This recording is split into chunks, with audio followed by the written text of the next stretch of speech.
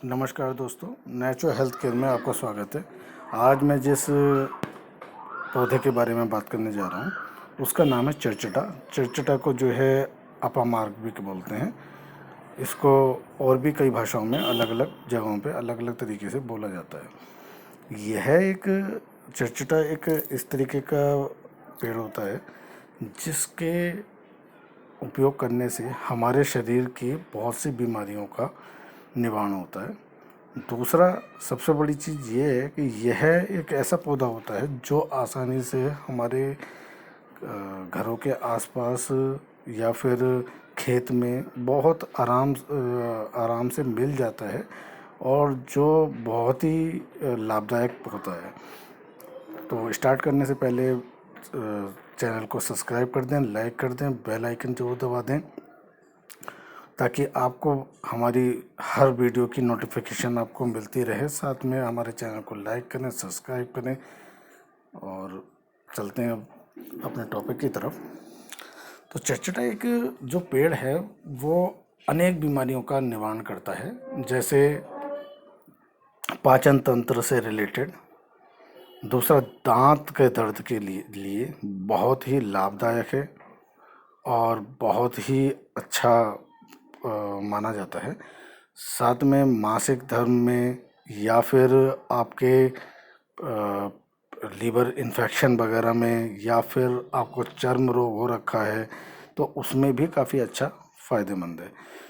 दूसरी चीज़ ये देखने को भी मिलती है कि इसका जो प्रयोग है हर बीमारी में अलग अलग तरीके से किया जाता है। जैसे कि हमें अगर दांत के दर्द में अगर इसका उपयोग करना है तो इसके 4-5 पत्ते ले लीजिए, पत्तों को पीस के उसका अर्क निकाल लिए। अर्क को जो है कॉटन के सहायता से अपने दांत के नीचे दबा लीजिए। दांत के नीचे दबाने के बाद जो है उसको थोड़ी देर छोड़ दीजिए तो आपके दांत के दर्द दूर हो जाएगा। साथ में अगर इसका कुल्ला कर लेते हैं तो हमारे मुंह से जो बदबू होती है वो निकल जाती है।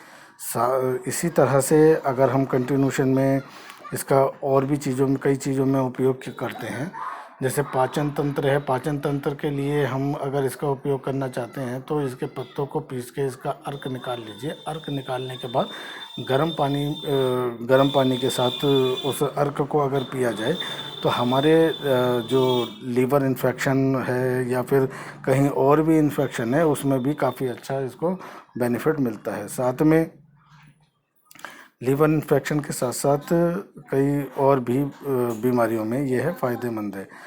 दूसरा अगर हमारे चर्म रोग कहीं पर हो गया है तो चर्म रोग में यह है कि इसके पत्तों को पीस लीजिए। पीस कर जो है पेस्ट बना लीजिए। पेस्ट बना के जो है उसको एक कपड़े की सहायता से उसको जहाँ पे भी आपके चोट लग गई है या फिर चर्म रोग हो गया है तो उसमें जो है लगा लीजिए। लगाने के बाद जो है छोड़ दीजिए। इस तरह से कंटिन्यूशन में 4-5 दिन तक लगातार करेंगे तो चर्म रोग में भी काफ़ी अच्छा बेनिफिट मिलेगा। और अगर कहीं पे हमारे कट जाता है, घाव बन जाता है, फोड़ी हो जाता है, फुंसी हो जाती है, उसमें क्या होता है कि या हमारे कहीं पे गांठ बन गई है तो इसके पत्तों को पीस लीजिए। पीसने के बाद एक पेस्ट बना लीजिए। पेस्ट बनाने के बाद इसके साथ में हल्का सा सेंधा नमक और हल्की सी 2-4 बूंदे नींबू के डालने के बाद उस पेस्ट को, उस चटनी को जो है अपनी चोट, अपनी घाव या फिर अपनी गांठ पे बांध दीजिए। बांधने के बाद फिर लगातार इस तरह से 3-4 दिन तक ये करें। करने के बाद ये गांठ धीरे धीरे गलनी चालू हो जाती है और जो घाव है वो भरने चालू हो जाता है। इसी तरीके से अगर हमारे माताएं बहनों के जो है इन्फेक्शन हो जाता है, यूनी में इन्फेक्शन हो जाता है तो उनके उसमें भी काफ़ी अच्छा फ़ायदेमंद है। उसमें इसके पत्तों को पीस लीजिए। पीसने के बाद पेस्ट बनाने के बाद जो अर्क निकला है उस अर्क को उस के आसपास जो आपका प्राइवेट पार्ट है उसके आसपास जो है लगा दीजिए। लगाने के बाद उसको छोड़ दीजिए। इस तरह से इसका उपयोग किया जाता है। दूसरा जनरली आप लोग देखेंगे कि अगर आपके आसपास के एरिया में यह है, दो तरीके से, दो कलर का पाया जाता है। एक तो सफ़ेद चिड़चिटा और एक गुलाबी कलर का चिड़चिटा होता है। तो गुलाबी और सफ़ेद में कोई अंतर नहीं होता है। इन दोनों का प्रयोग जो है आयुर्वेदिक औषधि की तरह ही किया जाता है। ये मैंने इसलिए बता दिया क्योंकि जनरली कुछ जगहों पे सफ़ेद भी पाया जाता है, तो कभी आप लोग उसको जो है इग्नोर कर दें, इसलिए मैंने वो आपको बता दिया। दूसरा, इसके जो बीज होते हैं, बीज बहुत फ़ायदेमंद होते हैं। इनके बीजों को जो काली जीरी की तरह भी बोला जाता है। तो इनके बीजों को ले लीजिए और बीजों को लेने के बाद रात भर फूलने छोड़ दीजिए। फूलने के बाद इसको जो है घोट लीजिए। घोट के एक काढ़ा टाइप का बन जाएगा। उसको अगर कंटिन्यूशन में पीते हैं तो आँखों में जो लालिमा होती है या आँखों का इन्फेक्शन होता है या आपके कहीं पे स्वेलिंग टाइप की आ गई है या आपकी जो तोंद है वो निकलती जा रही है, एक्स्ट्रा फैट बॉडी में इंक्रीज होता जा रहा है, तो उसमें भी काफ़ी अच्छा फ़ायदेमंद है। और इसका कंटिन्यूशन में अगर आप उपयोग करते हैं तो ये आपकी बॉडी के लिए बहुत अच्छा फ़ायदेमंद है।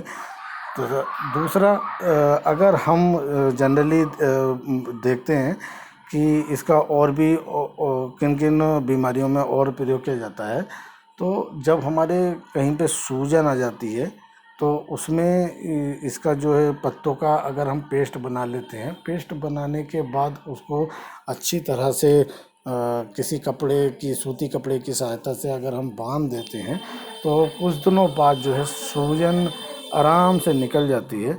और सूजन निकल जाती है और धीरे धीरे धीरे धीरे इस तरीके से ये संभव हो जाता है। तो और भी हमारे कई बीमारियों में इसका उपयोग किया जाता है।